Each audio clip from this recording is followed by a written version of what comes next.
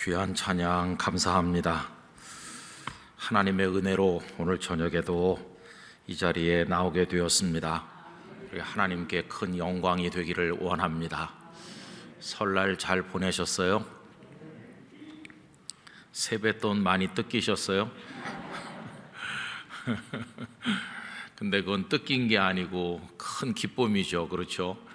세배해서 세뱃돈 받아가는 후손이 있다는 게 얼마나 감사한 일입니까? 명절이 되면은 아까 목사님도 기도하신 것처럼 외로운 분들이 더 많죠. 그죠? 고향을 못 가는 분도 많고 또 홀로 거주하시는 분들이 의외로 많아서 외로움을 더 많이 느끼는 때가 이런 때라고 생각이 듭니다. 또 가족들이 많이 아프다든지 또 명절이라고 세상 떠나지 말라는 법이 없어서 명절에도 사랑하는 분을 떠나보내는 성도님도 계시고 세상이 다 그렇습니다. 그저 우리들은 하나님이 인도하시는 데 따라서 오늘 하루에 감사하며 살고 또 내일 주시는 날 충성하며 살고 이렇게 나그네지만 매일같이 잔잔한 기쁨 속에서 하나님을 바라보며 살아갈 뿐입니다. 세상에 어떤 일이 있다고 해서 너무 절망할 것도 없고 또 너무 기뻐해서 만사 다 해결된 것처럼 그럴 필요도 없고 언제나 저 앞에 가시는 주님 바라보면서 담담하게 하루하루를 살아갈 뿐입니다. 그렇게 살다 보면 우리의 삶이 마무리되는 날이 올 것이고 그때 후회 없이 우리 주님의 품에 안기게 되기를 바랄 뿐입니다. 오늘 명절 연휴가 끝나는 저녁인데 함께 하신 우리 영락교회 성도님들 어디서 예배하든지 하나님의 은총이 함께 하시기를 간절히 바랍니다. 우리가 요한복음 21장에 이제 오면서 20장에 이어서 부활하신 예수님에 관한 생각을 이제 하고 있습니다. 그런데 예수님에 관한 기사는 성경에 마태, 마가, 누가, 요한복음 이렇게 사복음서에 나오지 않습니까? 그런데 예수님께서 부활하시고 나서 그 행적에 관해서 사복음서가 명확하게 일치하는 것은 아닙니다. 그래서 약간의 혼란을 우리가 느낄 때도 있는데 제자들에게 나타나시거나 혹 다른 사람에게 나타나시는 이야기가 명확하지가 않은 부분이 있다는 겁니다. 예를 들어서 한번 따져보려고 하는데요, 마태복음에서는 28장에 예수님의 부활 이야기가 나오는데 예루살렘에서는 제자들에게 나타나신 이야기, 예루살렘에서 제자들에게 나타나신 이야기가 마태복음에는 없습니다. 그냥 갈릴리에서 나타나셨다고만 되어 있어요. 마태복음 28장 16절 17절인데 11 제자가 갈릴리에 가서 예수께서 지시하신 산에 이르러 예수를 배웠고 경배하나 아직도 의심하는 사람들이 있더라. 여기 11명의 제자가 갈릴리에서 예수님을 만났다 이렇게만 되어 있을 뿐 예루살렘에서 부활하신 예수님을 만났다는 이야기는 마태복음에는 기록되어 있지 않습니다. 그런데 마가복음에 보면 그 제자들이 모여있던 다락방에서 예수님을 만난 게 기록이 되어 있어요. 마가복음 16장 14절 그 후에 11 제자가 음식 먹을 때에 예수께서 그들에게 나타나사 그들의 믿음 없는 것과 마음이 완악한 것을 꾸짖으시니 이는 자기가 살아난 것을 본 자들의 말을 믿지 아니함일러라. 그러니까 마가복음에서는 예루살렘에서 예수님을 만난 것으로 되어 있고 갈릴리에서 만난 이야기는 마가복음에는 또 없다는 것을 우리가 확인하게 됩니다. 그러면 누가복음의 경우는 어떨까요? 누가복음에는 어떤 제자가 엠마오로 가고 있었는데 엠마오로 가는 길에서 그들에게 나타나신 이야기가 기록되어 있어요. 근데 그 두 사람이 12 제자 중에 포함되는 사람들은 아닌 것으로 보입니다. 그게 먼저 나오고 그 다음에 이 두 사람이 엠마오로 가다가 말고 너무 기뻐서 다시 예루살렘으로 돌아왔는데 와서 보니까 예루살렘에 남아있던 11 제자가 우리도 예수님을 만났다, 부활하신 예수님께서 여기 오셨었다. 그러니까 그 두 사람이 우리도 길에서 예수님을 배웠습니다. 그래서 음식을 먹으려고 들어갔을 때 그때 눈이 열려서 예수님을 봤습니다. 이래가지고 서로 예수님 만난 기쁨을 나누는 이야기가 누가복음에 나와 있습니다. 그 예루살렘에서 제자들에게 나타나신 이야기를 누가복음 24장 36절에는 이렇게 돼 있어요. 이 말을 할 때에 예수께서 친히 그들 가운데 서서 이르시되 너희에게 평강이 있을지어다 하시니. 자, 그러니까 다시 말씀드려보면 마태복음에서는 갈릴리에서 만나신 것으로 돼 있고 마가복음에서는 예루살렘에서 만나신 것으로 돼 있고 누가복음에서는 엠마오로 가는 두 제자와 또 나머지 제자들에게는 예루살렘에서 만나신 것으로 돼 있어요.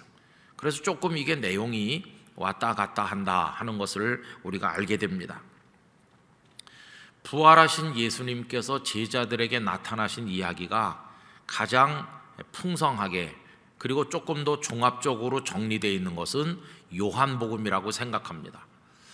여러분, 요한복음에는 예수님께서 예루살렘에서 나타나신 이야기도 기록되어 있고 또 갈릴리에서 나타나신 이야기도 기록이 되어 있어요. 그러니까 마태, 마가, 누가복음보다 요한복음이 더 풍성하게 더 종합적으로 기록했다는 것을 알 수 있죠. 우선 요한복음에서 제자들에게 나타나신 이야기는 한 번은 도마가 없을 때 10명만 있을 때 예수님께서 나타나셨다 했습니다. 그런데 그때는 도마가 없었기 때문에 외출했던 도마가 돌아와서 예수님 나타나셨던 일을 말해 주어도 믿지를 않았다고 그랬죠. 내 눈으로 보고 손으로 만져봐야 믿겠다 그렇게 했는데 8해가 지나서 이번엔 도마까지 다 있을 때 11명이 있을 때 예수님께서 또 다시 그들 중에 나타나신 것으로 2번 반복해서 나타나신 것으로 되어 있습니다. 그리고 오늘 여기 21장에 오면 이번에는 예루살렘에서가 아니라 저 갈릴리 디베랴 호수라고 되어 있는데 그게 갈릴리 바다죠. 바로 거기서 이번에는 7명이 있을 때 나타나신 것으로 오늘 본문 요한복음 21장에는 그렇게 되어 있어요. 근데 여러분, 아까 마태복음을 말씀드리면서 갈릴리에서 나타나셨다고 할 때 그때는 제자의 숫자가 몇 명이었습니까? 11명이었잖아요. 그러니까 갈릴리에서도 이걸 종합해서 보면 2번은 나타나셨다는 걸 알 수 있어요. 갈릴리에서도 11명이 있을 때 나타나셨고 그게 마태복음이죠. 오늘 요한복음 21장에 의하면 7명 있을 때도 나타나셨고 이렇게 확인할 수 있는 겁니다. 자, 그래서 이 사복음서에서 예수님의 부활 이후 제자들에게 당신을 보이신 이야기를 이제 종합적으로 정리를 해보면 이렇게 정리할 수 있는 거죠. 우선 제일 먼저 부활하신 예수님을 만난 사람이 누구였습니까? 막달라 마리아죠.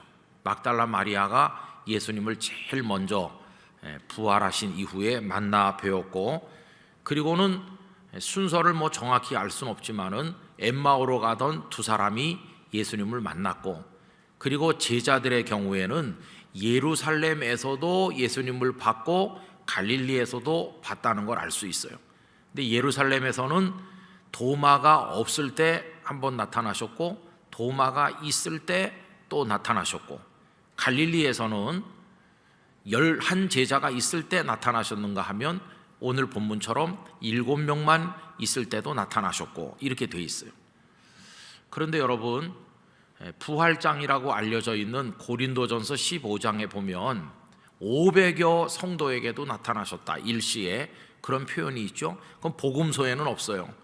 아마도 짐작하건대 예수님께서 승천하실 때 많은 사람이 모여서 예수님의 그 모습을 배운 게 아닌가 이렇게 생각을 해보는데, 어쨌든 예수님께서는 이 복음서에 기록된 것 말고도 여러 군데서 부활하신 이후에 나타나셨을 것이다, 이렇게 종합적으로 생각을 해볼 수가 있는 것이죠. 어쨌든 우리가 가진 자료가 제한되어 있어서 우리는 이 사복음서만 가지고 이렇게 그저 정리해서 생각을 할 뿐이에요. 자, 그런데 이제 오늘 요한복음 21장 본문으로 오면 이제 숙제가 하나 해결되지 않는 의문점이 우리 속에 있는 거죠. 종합적으로 방금 전에 말씀드린 것처럼 이 제자들은 예수님께서 부활하신 이후에 벌써 예루살렘에서 예수님을 최소 2번은 본 거 아닙니까? 예수님 부활하셨다 하는 걸 자기들 눈으로 보고 확인했어요. 도마는 나의 주시요 나의 하나님이십니다, 이렇게 신앙 고백까지 했어요. 자, 그러면 제자들 마음속에 주님께서 부활하신 것에 대한 확신이 생겼어야 되는 건데, 오늘 본문에 와서 보면 좀 이상한 태도를 보이고 있다는 것입니다. 그 이상한 태도라는 건 다른 게 아니고, 나는 물고기나 잡으러 가야 되겠어, 이렇게 말하는 게 좀 이해가 안 되죠. 여러분, 오늘 말씀 3절에 보시면 시몬 베드로가 나는 물고기 잡으러 가노라 하니 그들이 우리도 함께 가겠다 하고, 그래서 함께 간 사람이 도합 7명인 거죠. 여러분, 그러면 누구누구가 함께 갔을까요? 2절에 보면 시몬 베드로가 거기 있고, 또 디두모라 하는 도마가 있잖아요. 도마가 예수님의 상처를 다 눈으로 손으로 확인하고 나의 주시며 나의 하나님이십니다, 이렇게 고백했던 분인데, 신앙 고백할 땐 언제고 지금은 그냥 물고기나 잡아야 되겠어 이러면서 따라가는 거 아닙니까? 그 다음에 갈릴리 가나 사람 나다나엘과 세베대의 아들들, 세베대의 아들들이 누구입니까? 야고보와 요한이잖아요. 12 제자 중에서 베드로와 함께 야고보, 요한은 가장 먼저 소개되고 가장 열심히 주님을 따라다녔고, 그리고 야이로의 죽은 딸이 살아나는 현장에도 있었고, 예수님께서 그 영광의 형상으로 변화되실 때도 9명 제자들은 산 밑에 있는데 이 3사람은 변화산 현장에 있었고, 특별 사랑과 대접을 받은 사람들이 이 3사람이잖아요. 그런데 이 세베대의 2 아들도 고기 잡으러 따라갔어요. 원래가 어부였었죠, 원래가. 그런데 그 요한은 이 요한복음을 기록한 분이시지 않습니까? 당신이 자기 얘기, 당신의 얘기를 쓰는데 우리 형 야고보하고 나도 그 고기 잡으러 가는 7명 속에 있었다, 지금 이렇게 하는 거죠. 그리고는 이름이 기록되어 있지 않은 또 다른 제자 2명이 더 있어가지고 종합 7명이죠. 자, 그럼 여러분, 이 제자들이 겟세마네 동산에서 예수님 버리고 도망갔어요. 예수님은 끌려가셨죠. 그리고는 이들이 얼마나 그 가슴이 무너져 내렸겠어요. 베드로는 조금 더 용기를 내서 가야바 법정에 사내들인 공회까지 따라갔지만 뜰에서 불 쬐다가 예수님을 모른다고 3번이나 부인하고는 바깥에 나와서 대성통곡하고 그 닭 울음소리를 들은 이후에, 그리고는 이제 나머지 제자들이 있는 곳에 합류한 거 아닙니까? 그래가지고 그 11명의 남은 제자들이 얼마나 고통받았겠어요. 베드로보다 조금 늦게 합류한 사람이 요한이죠. 왜냐하면 요한은 십자가 밑에까지 갔다가 왔으니까. 예수님께서 십자가에 매달려서 죽으시는 거, 그러면서 보라 내 어머니라 하면서 예수님께서 어머니 마리아를 자신한테 부탁하는 거, 그것까지 다 이제 하고는 제자들에게 온 거죠. 그러니까 맨 처음에 제자들이 겟세마네 동산에서 흩어졌을 때 그들이 1사람 2사람 모여든 곳은 평소에 그들이 모였던 다락방일 것이다, 우리가 그렇게 짐작하는데, 처음에는 9명이 왔겠죠. 그래가지고 우는 사람, 두려워 떠는 사람, 우리 주님께서 어떻게 되실 건가 그러고 있다가 한참 있으니까 베드로가 눈이 퉁퉁 부어서 왔겠죠. 무슨 일이 있었느냐, 바깥에 지금 어떻게 되고 있냐 하니까 나는 모르겠고 내가 예수님을 모른다고 3번이나 그랬다. 그 고백을 그날 했는지 나중에 했는지 모르지만 하여튼 베드로가 왔어요. 그리고 불안과 초조 속에 한참 더 있으니까 요한이 온 거죠. 자네는 지금까지 어디 있다 왔는가? 나는 예수님의 십자가 밑에까지 갔다 왔다. 제자들이 전부 요한을 붙들고 그래 어떻게 됐나? 못 박히셨네. 그래서 숨이 멎으셨네. 요한이 예수님 운명하시는 그 순간까지 거기 있었는지 잘 모르겠지만은 어쨌든 요한은 십자가 밑에까지 갔다 왔어요. 그리고는 이제 고통의 시간이 이어지는 겁니다. 그러는 동안에 아리마대 사람 요셉과 니고데모가 와서 예수님을 장례했죠. 그리고 조금 있으니까 막달라 마리아와 여인들 몇 분이 오셨어요. 그래, 자네들은 어디 있다 왔는가? 우리는 예수님이 무덤에 장례 지내지는 거 두 눈으로 보고 왔다. 그 신분이 높으신 분들이 와서 예수님의 시신을 받아다가 여차저차해서 장례를 했고 우리가 그 위치를 확인했고 왔다. 그리고는 그들 모두가 깊은 슬픔과 절망에 빠져 있었겠죠. 그리고 이제 안식일이 지나갔고 안식 후 첫날 새벽이 되었을 때 막달라 마리아를 비롯한 여인들이 주님의 몸에 향품이라도 발라드리겠다고 이제 나간 거 아닙니까? 그리고는 요한복음의 기록대로 하면 막달라 마리아가 놀라서 달려와 가지고 무덤에 문이 열려져 있고 예수님이 그 시신이 없다. 그러니까 베드로와 요한이 달려갔죠. 가서 막달라 마리아의 말대로 예수님의 시신이 없다는 것을 확인하고 돌아왔죠. 두 사람은 그냥 돌아왔는데 마리아는 그 자리를 떠나지 않고 서성거리고 무덤 안을 이렇게 기웃거리고 있는데 부활하신 예수님께서 나타나셨죠. 그래서 막달라 마리아가 제일 먼저 만나고 그리고는 쫓아와서 제자들에게 그 기쁜 소식을 전해준 것인데 그게 이제 안식 후 첫날 새벽이죠. 그리고 나서 제자들에게 예수님께서 도마는 없고 10명만 있을 때 나타나신 것은 그날 저녁 때라고 그랬습니다. 저녁 때. 그래서 그 제자들도 10사람은 예수님 부활을 목도했죠. 얼마나 감격했을까. 주님께서 그러면 그렇지 이대로 죽으실 분이 아니시지, 주님은 말씀하신 대로 살아나셨구나, 이 기쁨을 얻었겠죠. 그 말씀에 보면 저희 모두가 주를 보고 기뻐하더라. 기뻐했어요. 그리고 8해가 지나서 도마도 함께 있을 때 또 나타나셔서 그들에게 확신을 주셨잖아요. 여러분, 이게 진행된 과정인데요. 그러면 우리가 그 제자 중에 한 사람이었다면 어떤 생각을 했어야 될까요? 자, 주님께서 살아나셨다.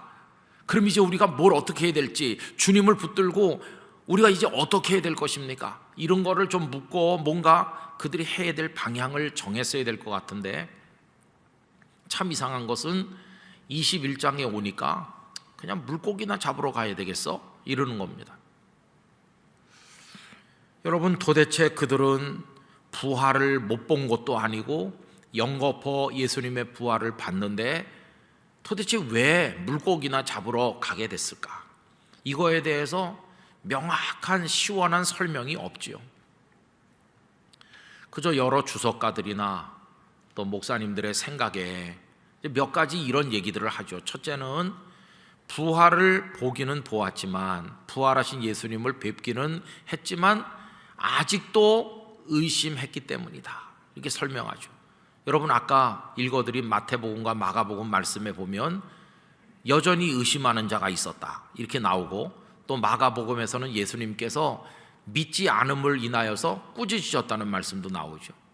그러니까 주님을 뵙긴 뵀는데 진짜 부활하셨나? 죽은 자가 어떻게 살아나지? 눈으로 보면서도 못 믿는 그런 의심이 아직 가시지 않았기 때문에 확신이 부족해서 그냥 고기 잡으러 간 게 아닌가, 이렇게도 조금은 설명이 될 수 있을 것 같고요. 또 이런 설명도 있죠. 이제 앞으로 어떻게 될 것인지에 대해서 명확하지 않기 때문이라는 겁니다. 우리가 지난주에 생각을 한 것처럼 십자가를 향하여 행진하십시오 이렇게 말씀드렸는데, 이 제자들은 십자가를 향해서 행진한 것이 아니라 영광을 위해서 행진했다고 그러지 않았습니까? 예수님께서 왕이 되시면 자기들은 오른쪽 왼쪽에 앉으려고 서로 우리 중에 누가 크냐 이런 논쟁을 벌였다고 그러지 않았어요? 그런데 그들의 생각은 예수님이 왕이 되시는 거고 자기들이 높은 자리를 차지하는 거고, 이게 전제, 밑에 깔린 전제였어요. 그런데 예수님께서 십자가에 죽게 되니까 모든 게 다 무너진 것이. 3년 동안 그거 가슴에 품고 따라다녔는데 하루아침에 물거품이 됐죠. 예수님 왕 되시기는커녕 십자가에 달리시니까 모든 게 무너졌어요. 극도의 혼란에 빠지게 된 거죠. 주님께서 부활하셨는데 그러면 이제 왕이 되실 게 아닌가? 이런 생각을 했겠습니까? 아니면 부활하신 다음에 또다시 예수님은 말씀 전하시고 병든 자 고치시면서 전에 하시던 일을 또 계속하실 것인가? 뭐 어떻게 하실 것이지? 명확한 게 없잖아요. 그럼 자기들은요, 한 자리 차지하려고 했던 자신들은 이제 무엇을 해야 되는 것이고 어떻게 해야 되는 것인지 아직 모든 게 명확한 게 없으니까 부활하신 예수님을 뵙기는 했지만 그저 당분간 물고기나 잡으러 가야 되겠어, 이렇게 하면서 따라가지 않았을까? 그 다음에 또 이런 설명도 있죠. 그것은 베드로 같은 경우에는 아직도 마음에 해결되지 않는 부채가 예수님께 있잖아요. 예수님을 3번이나 모른다고 부인했지 않습니까? 그러면 다른 복음서 말씀에서도 예수님께서 그들에게 나타나셨을 때 베드로, 네가 나한테 어떻게 그럴 수 있느냐라고 캐묻거나 꾸지람했다는 기록이 전혀 없거든요. 예수님께서 부활은 하셨는데 그러면 당연히 그거 물어야 되는 거 아닙니까? 어떻게 너희들이 나를 버리고 겟세마네에서 도망갈 수 있느냐? 이거 추궁을 하는 게 마땅하고, 너는 어떻게 나를 모른다고 3번씩이나 부인할 수 있느냐? 이렇게 따져 물으시면서 꾸중을 하실 법도 한데, 단 한 번도 예수님은 그들이 버리고 도망간 것에 대해서, 예수님을 부인한 것에 대해서 물으신 적이 없어요. 오히려 그 반대죠.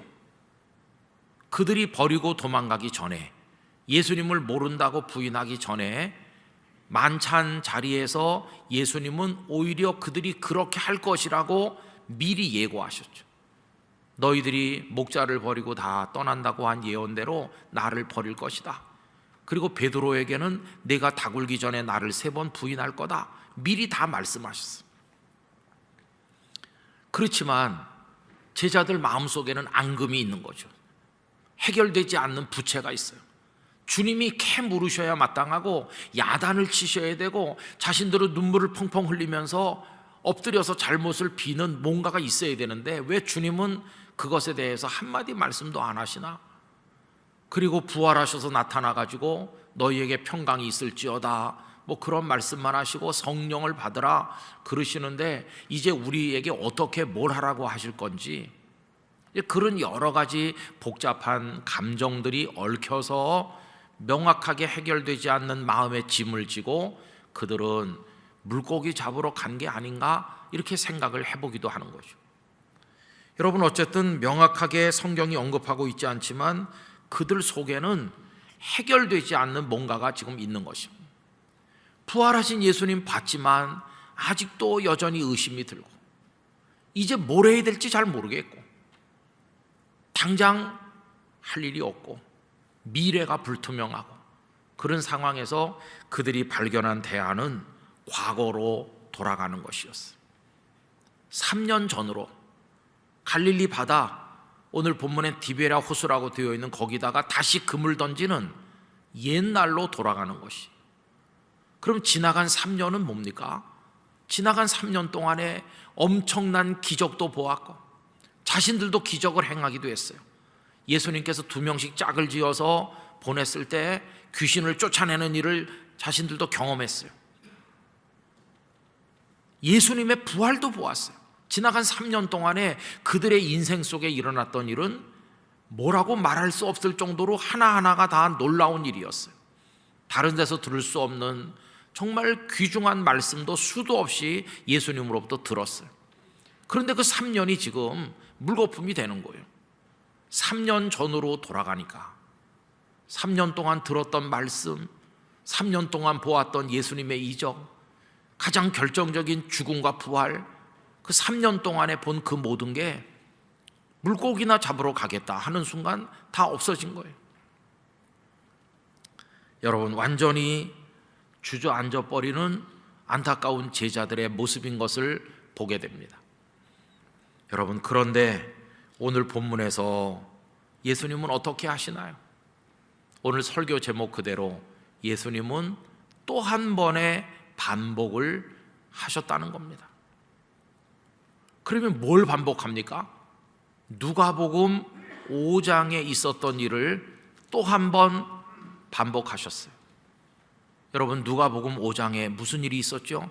3년쯤 전에 예수님께서 그 제자들을 부르시던 그때 갈릴리의 어부 시몬이 밤새도록 고기를 잡았지만 한 마리도 잡지 못하고 배를 육지에 대려고 하는 그때 예수님께서 그의 배를 빌려서 그 배에 타시고 바닷가에 모여있는 무리들에게 말씀을 가르치시지 않았습니까? 그리고 말씀을 끝마치신 예수님께서 시몬에게 배를 빌려줘 고맙구나 이렇게 하신 게 아니라 깊은 데로 가서 그물을 던져 고기를 잡으라고 하셨죠.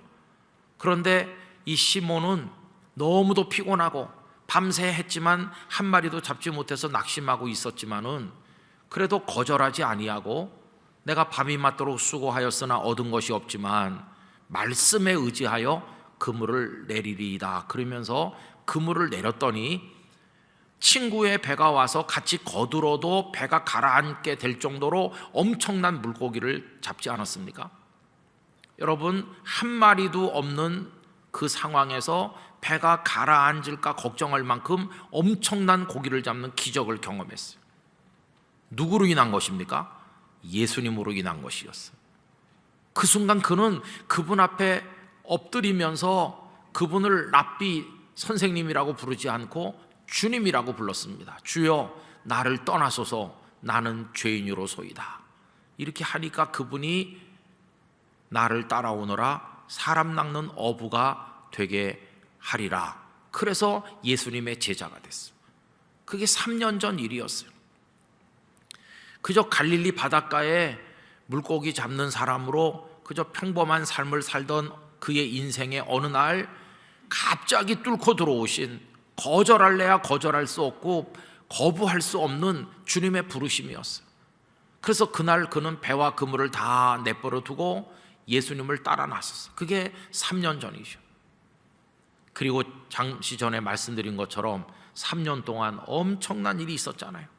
3년 동안 많은 걸 들었고 많은 걸 보았고 그는 수제자를 자처하면서 다른 제자들보다 앞서서 신앙 고백을 하고 열심히 주님을 섬겼잖아요.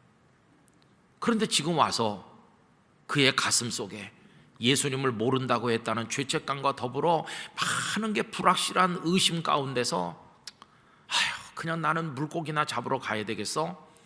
이렇게 3년 전으로 좀 되돌아가는 상황인데 예수님께서 또 한 번 반복하십니다. 오늘 본문에도 보면 이 7명의 제자들은 물고기를 하나도 잡지 못했어요.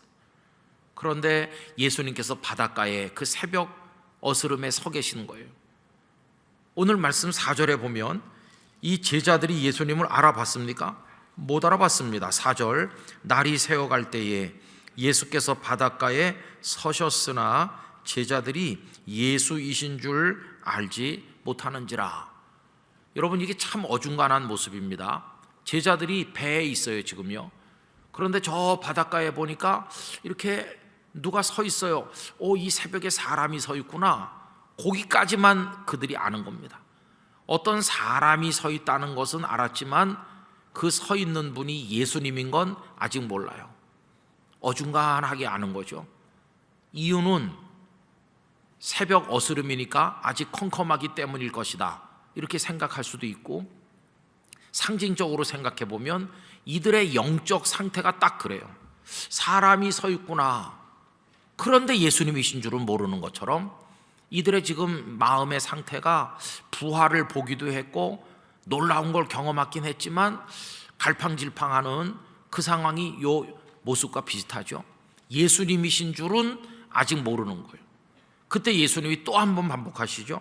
여러분, 오늘 말씀 5절로 가서 보십시오. 예수께서 이르시되 얘들아 너희에게 고기가 있느냐? 대답하되 없나이다. 이르시되 그물을 배 오른편에 던지라. 누가복음 5장에서는 깊은 데로 가서 그물을 내리라고 말씀했는데 여기서는 배 오른편에 던지라고 하시는 거예요. 그러면 잡으리라 하시니 이에 던졌더니 물고기가 많아 그물을 들 수 없더라. 여러분, 이 물고기가 전부 몇 마리였습니까? 11절에 가보면 153마리라고 그랬어요. 그래서 또 들 수 없을 만큼 엄청난 물고기를 잡게 된 겁니다. 그 순간 눈이 확 열리는 거예요. 여러분, 제자들이 예수님 따라다니면서 서로 간에 이야기를 많이 했을 거예요. 누군가가 베드로에게 물었겠죠. 형님은 어떻게 예수님의 제자가 됐소? 그러면 이 베드로가 그 다른 제자들에게 수도 없이 말했겠죠. 글쎄 너희들은 어떻게 됐는지 모르지만 나에게는 특별한 일이 있어서. 그게 무슨 일입니까? 아까 그 누가복음 5장의 얘기. 어느 날 내가 밤새 고기잡이 했는데 한 마리도 못 잡았고, 그 후에 있었던 배를 빌려드린 얘기며 깊은 데에 가서 금을 내린 얘기며 다 이야기했겠죠. 아, 그래, 형님은 그래서 예수님의 제자가 됐구려. 이번엔 내 얘기 좀 들어보시오. 그러면서 다 얘기했겠죠. 마태 같은 제자는 내가 세관에서 세리로 살고 있었는데 나 같은 세리가 무슨 사람이요? 그러면서 자기 신세 타령도 했겠죠. 그런데 어느 날 그분이 날 찾아오셨다니까요. 이런 얘기도 하고, 그래서 서로 간에 알고 있었을 것입니다. 요한도 이 베드로라는 분이 예수님의 제자가 되는 그 과정, 누가복음 5장 이야기를 잘 알고 있었을 거예요. 아, 3년 전에 그런 일이 있었구나. 그래서 예수님의 제자가 됐구나. 그런데 지금 눈앞에서 그 일이 반복되는 거예요. 한 마리도 못 잡고 있었는데 오른편에 금을 던졌더니 들 수 없을 만큼 잡히는, 그걸 눈으로 보는 순간 요한의 머릿속에 뭔가 팍 스쳐 지나가는 게 있잖아요. 그때 그 일이 또 일어나는구나. 이분에게 있었던 그때 그 일을 예수님은 오늘 여기서 우리 7명 앞에서 또 반복하시는구나. 그래서 요한은 금방 알아보게 됐어요. 배 오른편에 그물을 던지라고 말씀하시는 저기 서 계신 그분이 예수님이시라는 것을 요한이 알아차리게 된 거죠. 그래서 여러분, 오늘 말씀 거기 7절을 보시기 바랍니다. 예수께서 사랑하시는 그 제자, 여러분 그가 누굽니까? 예수님이 사랑하는 제자 요한이죠. 요한이 머릿속에 스쳐 지나가는 영감이 있는 거예요. 알아차렸어요. 그래서 베드로에게 이르되 주님이시라. 형님 주님이에요, 주님. 이렇게 요한이 얘기하니까 시몬 베드로가 아마 그 밤새 일하느라고 겉옷을 벗고 속옷만 걸치고 대충 거치고 일하고 있었을 텐데 그 순간 베드로도 알아차린 거겠죠. 주님이시다. 그러면서 겉옷을 걸치고는 물로 뛰어내렸어요. 얼마나 반가운 주님입니까? 그래서 그 이후의 이야기가 전개되는 거죠. 여러분, 누가복음 5장에 있었던 그 일을 요한복음 21장에서 예수님께서는 또 한 번 반복하셨어요. 이 또 한 번의 반복을 한마디로 바꿔서 말한다면 예수님의 포기하지 않는 사랑이라고 말하고 싶습니다. 예수님의 포기하지 않는 사랑이죠. 예수님께서 버리고 도망간 제자들, 예수님을 부인한 제자들이라고 야단을 치거나 쫓아내거나 그렇게 하지 않으셨어요.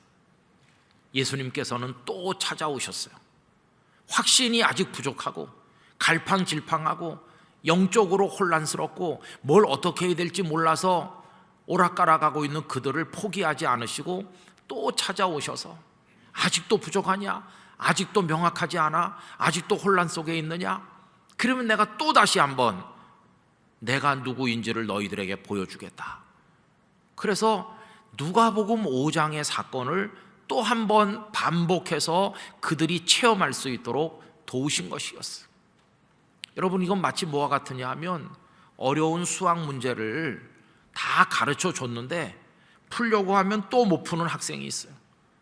그러면 선생님이 옆에서 지도해 줍니다. 이건 이렇고 이 공식에 대입을 해서 이렇게 하면 이렇다. 아, 그렇네요 선생님. 다른 문제 내주면 또 못 풀어요.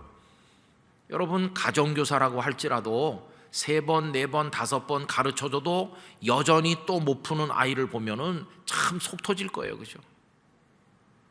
그러면 야, 그럼 포기하고 다른 문제를 풀자 이러고 넘어가고 싶을 거예요. 그러나 예수님은 또 반복해 주시는 분이세요. 아직도 잘 모르겠어? 오늘 처음부터 우리 다시 해볼까? 이렇게 하면서 차근차근 설명하시는 너무도 친절하고 배려가 많고 사랑이 많은 선생님과 같아요. 언제까지 반복을 계속하시는가? 알아들을 때까지, 할 수 있을 때까지 계속해서 반복하시는 거예요.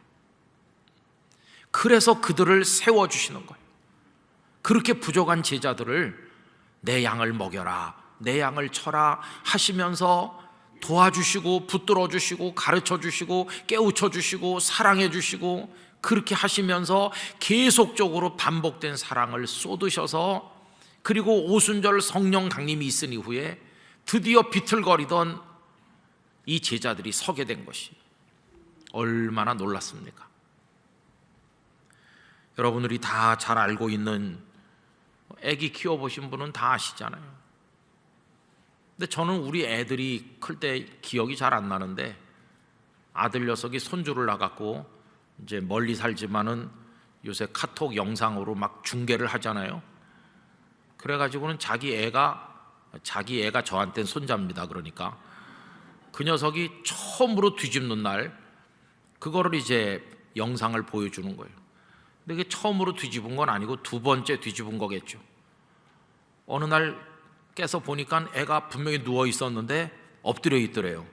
그러니까 부모가 보지 않는 중에 얘가 최초의 뒤집기를 했는데, 그거는 놓쳐버린 거죠. 그 모습을. 얘가 엎드려 있구나. 그 다음부터는 다시 뒤집어 놓는 거죠. 보는 앞에서 다시 이거 엎드릴 걸 보려고. 그러다가 한번 그 찍는데 성공했어요.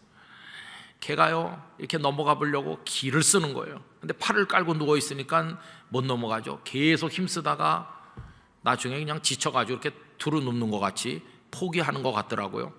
근데 옆에서 응원하는 거죠. 걔가 응원인지 뭔지 알기나 하겠어요. 또 다시 또 이렇게 하더니 드디어 이렇게 탁 다시 엎드리는 순간 우리 아들의 감탄사, 막 눈물이 쏟아지는데 너무나 감격해갖고, 그래서 내가 야, 모든 애는 다 그렇게 하는 거다. 며칠 전에도 그거를 한번 보게 됐어요. 걔가 뒤집는 거, 그거 보면서 많은 생각을 했어요. 여러분, 이렇게 누워 있다가 처음 뒤집어 가지고 고개를 이렇게 들 때 부모가 감격스럽죠. 주님께서 매일 갓난애처럼 누워서 칭얼대기나 하던 우리가 그래도 조금 커서 이렇게 엎드릴 때 얼마나 기쁘시겠어요. 그럼 엎드리면 사람 됐습니까? 아직도 멀었어요. 아직도. 그렇죠. 그래서 일어서서 사랑구실할 만큼 세상의 이치를 알고 어디 가서도 자기 앞가림하면서 하나님 앞에서 믿음을 지키는 사람으로 키워내기까지 얼마나 힘듭니까? 여러분, 부모님은 걔가 그렇게 커서 어른이 돼서 성장할 때까지 계속적으로 반복하고 또 반복하죠. 여러분, 그렇게 되기까지 몇 번이나 하는 겁니까? 뭐 숫자를 셀 수가 없죠. 숫자를 수도 없이 먹이고 기저귀를 갈고 수도 없이 하고 또 쏟아붓고 가르치고 야단치고 또 훈련시키고 또 그렇게 해서 도대체 얼마나 많은 정열을 쏟아서 눈물을 뿌려서 사람 하나 재구실하게 만드는 걸까? 여러분, 이걸 예수님께서 우리에게 해주신 걸 생각해 보면 정말 눈물 나는 일입니다. 눈물 나는 일. 그런데 개구리가 올챙이 쪽의 생각을 못한다는 식으로 자녀들이 어떤 상황에서 부모님께서 자신을 그렇게 키웠는지를 다 까맣게 잊어버리고 부모 눈에 눈물 흐르게 하는 자식들이 많은 것처럼 우리가 그래요. 뭐 우리가 제대로 하는 게 뭐 있습니까? 오늘 이만큼이라도 예배하는 사람으로, 하나님의 은혜를 생각하는 사람으로 살기까지 주님은 수도 없이 포기하지 않고 반복적으로 우리를 훈련시키시고 은혜를 베푸셔서 우리가 오늘 이만큼이라도 되어 있는 겁니다. 여러분, 그 은혜를 아시나요? 지금도 주님은 우리를 또다시 연단하시고 또다시 훈련하고 계신 줄로 믿습니다. 교회 전도사님이나 목사님이 이제 처음 오시면 아직 앳되고 경험이 아무것도 없잖아요. 그래서 이제 제가 목회하던 교회는 이렇게 영락교회처럼 큰 교회가 아니니까 파트타임 전도사님에게도 설교를 가끔 하시도록 해봤어요. 왜냐하면 그분들에게는 그게 잊을 수 없는 기억이죠. 그래서 파트타임 전도사님이 아직도 신학생인데 우선 작년 설교를 한다는 것 자체가 막 떨리는 일이고 얼마나 오랫동안 준비하겠습니까? 그리고 설교 한 편 5월 달에 주로 했어요. 5월 달에 이제 파트타임 전도사님들이 차례로 이렇게, 그리고 남은 성도들한테 이제 반응을 가만히 보죠. 어떤 성도들은 이래요. 아유, 목사님, 다음에는 그냥 목사님들이 했으면 좋겠어요. 그래요. 왜요? 그러면 아이고, 너무 미숙해서요. 하긴 뭐 전도사님들이 미숙하지 그러면 다 뭐 잘하겠습니까? 처음 하는 건데 당연하죠. 그래서 제가 그래요. 그거를 한국교회 성도들이 받아주셔야, 그 미숙함을 이해해 주시고 그걸 다 받아주셔야 그분이 나중에 한국교회를 품는 주의 종이 되는 겁니다. 다 그렇게 했지 뭐. 다 그랬지 않겠어요, 여러분?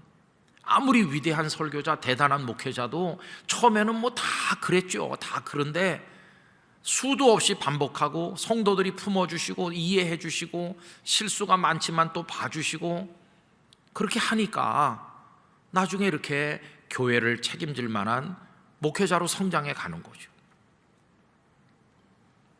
그래서 여러분, 지금 내가 그래도 교회 집사로서, 전도사로서, 목사로서, 뭐 장로로서 내가 그래도 이만큼 하면 괜찮은 것 같아.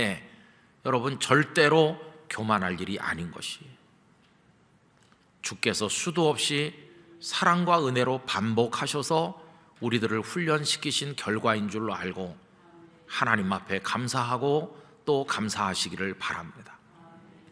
하나님의 훈련은 여러 가지인 것 같아요. 전에도 말씀드렸지만은 저희 가정 같은 경우는 아픈 일이 많았어요. 제가 여러 번 아팠고 우리 가족들이 또 어려운 병을 앓기도 했는데, 그게 한 번 또 그런 일을 겪을 때마다 또 한 번의 훈련 과정으로 들어가는구나, 이런 생각을 많이 했어요. 근데 그런 걸 여러 번 이렇게 반복적으로 경험하는 동안에 우리 가슴 속에 남는 어떤 신앙의 고백이 있는 것이죠. 주님은 우리를 사랑하시는구나.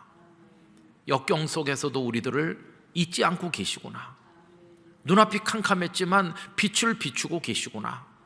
주님은 과연 우리의 선한 인도자이시구나. 이런 것들을, 그런 걸 겪을 때마다 더 진하게 경험하는 것이, 여러분 지금 어려운 일을 맞이하고 계시다면 한 번 더 훈련시키시는 것으로 받아들이시기를 바랍니다. 지금 어떤 일을 만나고 계시다면 또 한 번의 훈련이 반복되는 거다, 주님의 사랑이다, 이렇게 이해하시고 그 모든 것을 받아들이면 틀리지 않을 것입니다. 주님의 목표는 우리가 그리스도의 온전한 분량에 이르도록 성숙하는 것입니다. 그리스도의 모습을 닮아 나는 사람이 될 수 있도록 우리가 자라나는 것입니다.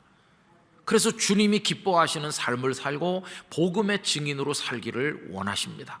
그때까지 주님은 우리를 끊임없이 또 찾아오실 것이고, 또 훈련시키실 것이고, 또 말씀하실 것이고, 또 은혜를 베푸실 것입니다.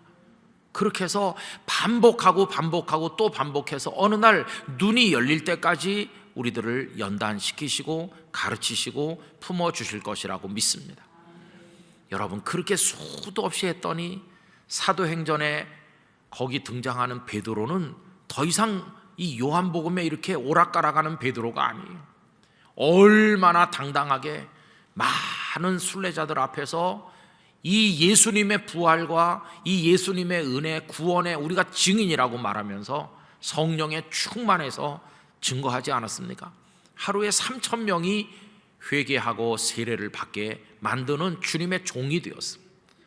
여러분, 주께서는 우리가 다 그런 사람으로 주님의 뜻을 이루기 위해서 오늘도 또 반복하시고 또 반복하시는 줄로 믿습니다. 그 반복 중에 가장 소중한 것은 예배라고 생각합니다. 우리가 얼마나 많은 예배를 드리나요? 수도 없이 예배를 드리죠. 그런데 그 많은 예배가 마치 콩나물 시루에 물을 붓는 것처럼 다 빠져나가는 것 같아도 예배하면서 콩나물이 물은 빠져도 자라듯 우리의 믿음이 자라고 주님을 향한 눈이 더 열려 더 밝은 것을 보게 될 줄로 믿습니다. 계속 신앙의 반복이 있는 것이죠. 그게 은혜의 반복인 것이에요. 우리의 소원은 그저 주님께서 이 제자들에게 이렇게 하시는 것처럼 우리로부터 손을 떼시는 게 아니라 포기하지 않는 사랑으로 끝까지 우리에게 은혜를 베푸셔서 우리도 더 성숙한 그리스도인으로 하나님 앞에 서게 되기를 바라는 것, 그게 우리의 소원인 것입니다. 여러분이 반복적인 주님의 사랑과 은혜 앞에 깊이 감격하시고 주님의 손길을 다 받아들이면서 더 풍성한 신앙의 자리로 나아가시게 되기를 간절히 기원합니다. 기도하겠습니다. 거룩하신 하나님 아버지, 제자들에게 누가복음 5장에 있었던 일을 또 한 번 반복해 보이심으로 당신이 어떤 분이신지, 얼마나 그들을 사랑하시는지, 그리고 부활 이후에 그들에게 부족한 모든 것을 채워주시고 내 양을 먹이라, 내 양을 치라, 이렇게 말씀하시는 우리 주님을 봅니다. 오 주여, 저희들에게도 그러한 은혜를 내려주셔서 반복적인 훈련과 사랑의 가르침으로 연단하시고 성숙케 하사 우리 주님의 장성한 분량이 충만한 데까지 이르게 하여 주시옵소서. 오늘 저녁에는 북한 동포를 생각하며 기도하는 날이기도 합니다. 아버지, 하나님, 북한을 향해서도 하나님의 반복적인 사랑은 끝이 없을 줄 믿습니다. 언젠가는 그곳에 하나님의 빛이 비추는 그날, 그들이 무너질 것 무너지고 회복할 것 회복하는 날 오게 될 줄로 믿습니다. 그때까지 저희의 기도도 쉼없이 반복적으로 드려지게 하시고 하나님의 응답을 받게 하여 주시옵소서. 예수님의 이름으로 기도드리옵나이다. 아멘.